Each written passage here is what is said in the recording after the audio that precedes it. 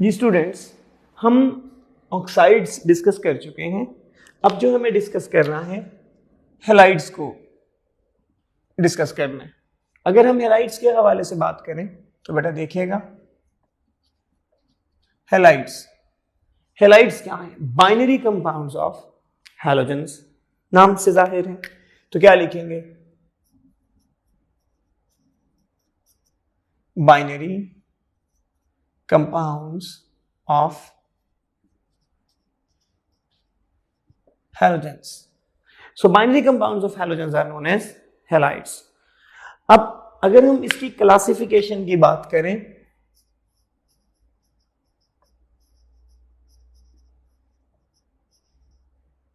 तो बेटा इसकी क्लासिफिकेशन में नेचर ऑफ बॉन्डिंग की बुनियाद पर हम इसको क्लासिफाई कर सकते हैं।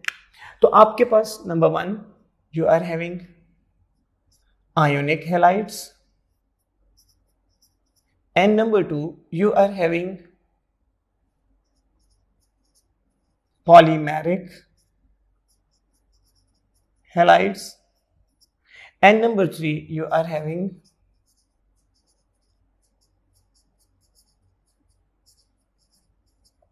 covalent halides। ये तीन तरह के आपके पास halides हैं। अब फॉर एग्जाम्पल ionic halides की बात करें तो ये क्या है?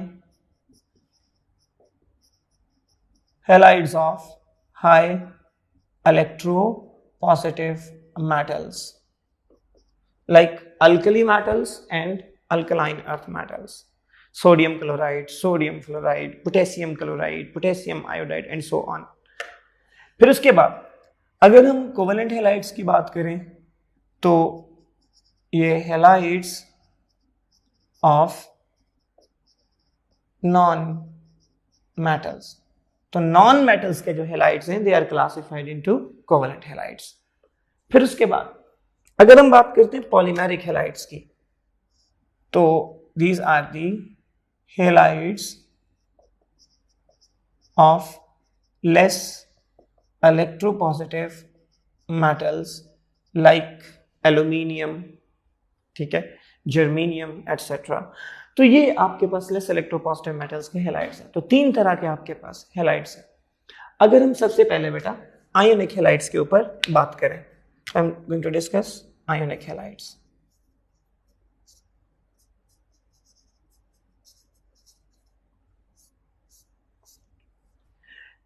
तो बेटे जो आयोनिक हैलाइड्स हैं आपके पास, ये जैसा कि ऊपर लिखा जा चुका है, नंबर 1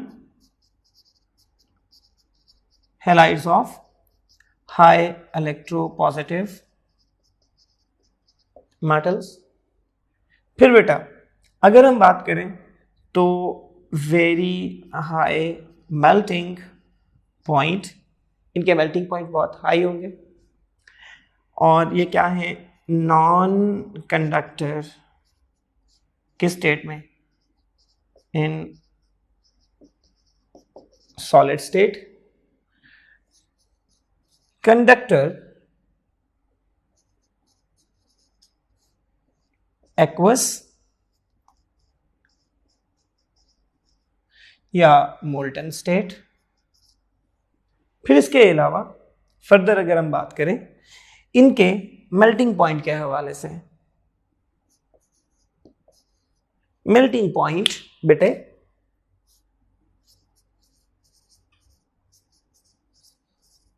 डाउन द ग्रुप, इनके मेल्टिंग पॉइंट्स बेटा डिक्रीज करते हैं।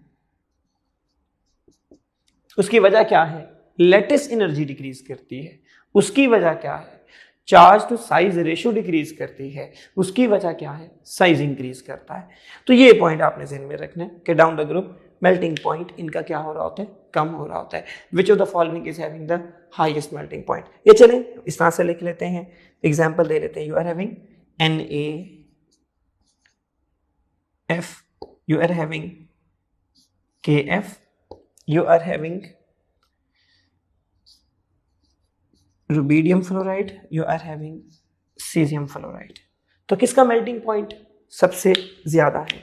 तो सबसे ज्यादा मेल्टिंग पॉइंट बेटा किसका होगा? सोडियम फ्लोराइड का, उससे कम पोटेशियम फ्लोराइड का, और उससे कम किसका है? रुबिडियम फ्लोराइड का और सबसे कम किसका है, सीजियम फ्लोराइड का।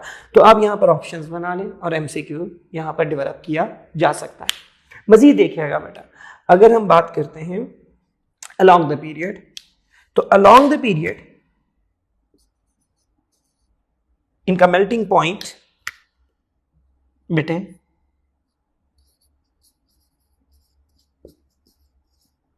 अलोंग द पीरियड बेटा इनका मेल्टिंग पॉइंट इंक्रीज करता है, ठीक है।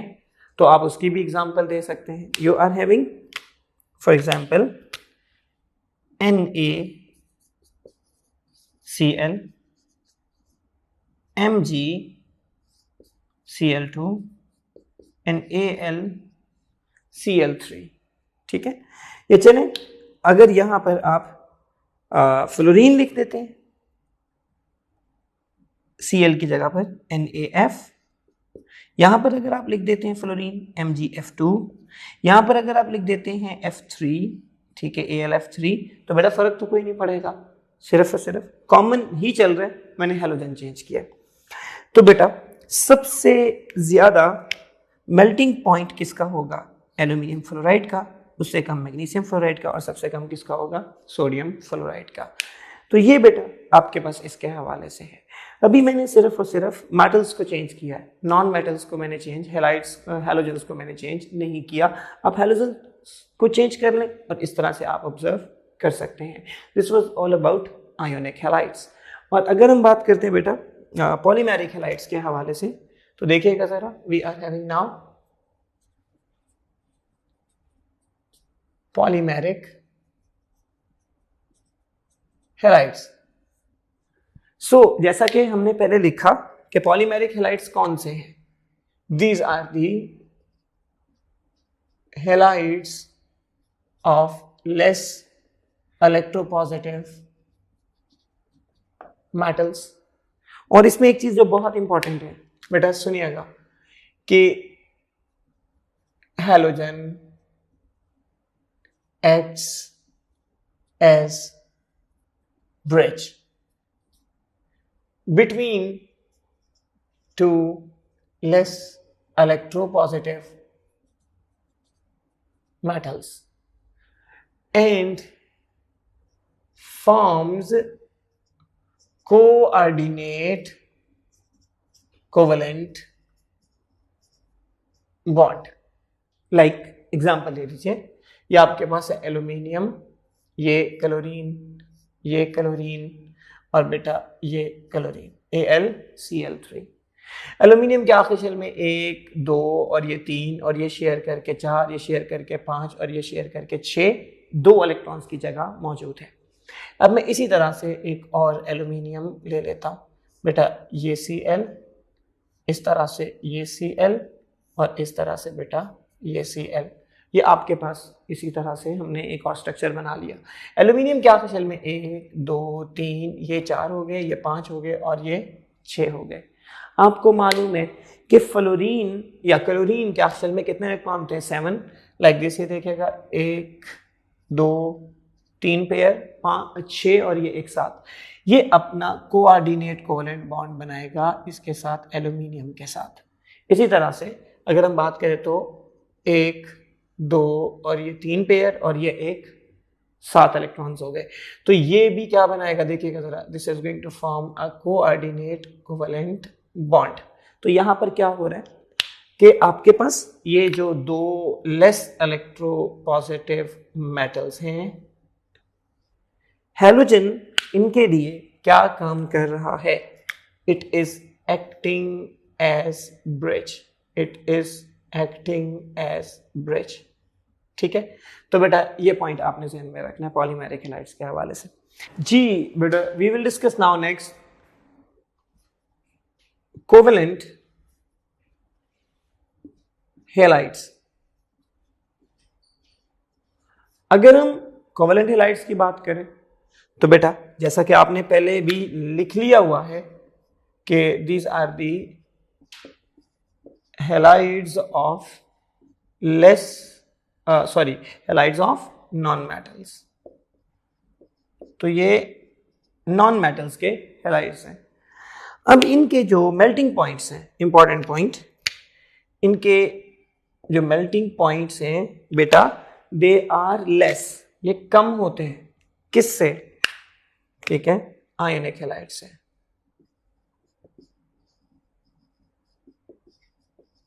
ठीक है, वजह क्या है? वजह है weak van der Waals forces. वजह क्या है? रीजन अगर हम लिखें तो बेटा रीजन में आप मेंशन करेंगे वीक वैन डर वाल फोर्सेस। तो वीक वैन डर वाल फोर्सेस की वजह से बेटा क्या है कि इनके मेल्टिंग पॉइंट आयनिक हैलाइड से कम होते हैं।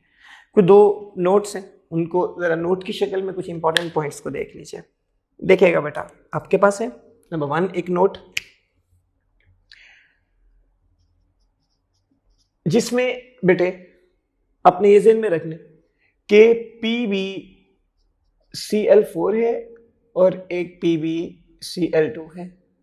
यहां पर Pb के ऊपर +4 ऑक्सीडेशन स्टेट है और यहां पर +2 ऑक्सीडेशन स्टेट है। PbCl4 बेटे आपके पास इट इज कोवेलेंट और PbCl2 क्या है? आयोनिक है। अब कैसे एक्सप्लेन होगा? तो बेटा उसकी रीजन देख लीजिए, क्वाइट सिंपल। आपने ये ज़हन में रखना है कि Pb+4 की पोलराइजिंग पावर ज्यादा है Pb+2 से। ये मैंने जो ऑर्डर लिखा है वो किसके हवाले से लिखा है बेटा? पोलराइजिंग पावर के हवाले से। फिर एक और चीज आप ऐड कर सकते हैं, वो भी देख लीजिएगा। Pb+4 की पोलराइजेबिलिटी कम है Pb+2 से। अब मैं पोलराइजिंग पावर की बात नहीं कर रहा हूं, अब मैं पोलराइजेबिलिटी की बात कर रहा हूं। So this relation is for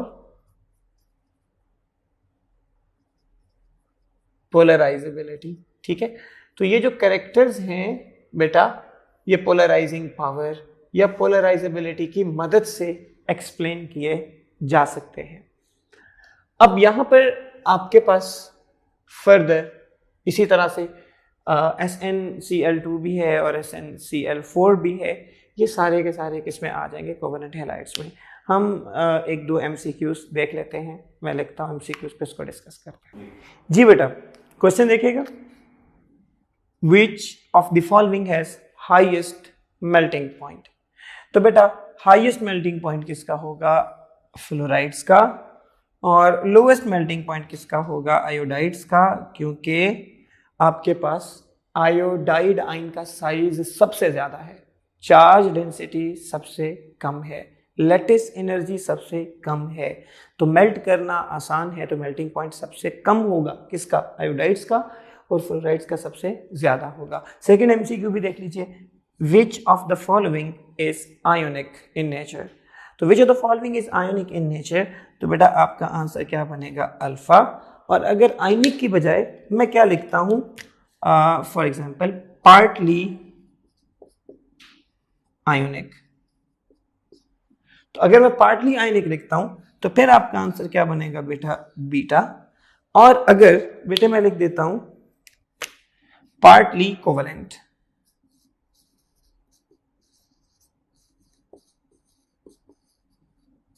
तो फिर बेटा आपका आंसर क्या बनेगा? चार्ली। फिर आपका आंसर क्या बनेगा? चार्ली बनेगा। मैं इसको ब्लू से शो कर देता हूं तो देख लीजिए ताकि आपको याद रहे। तो ए ऑप्शन में आपका आंसर ए किसके लिए है? आयनिक के लिए है। और बीटा किसके लिए है? पार्टली आयोनिक के लिए है। और चार्ली किसके लिए है? पार्टली कोवेलेंट के लिए है।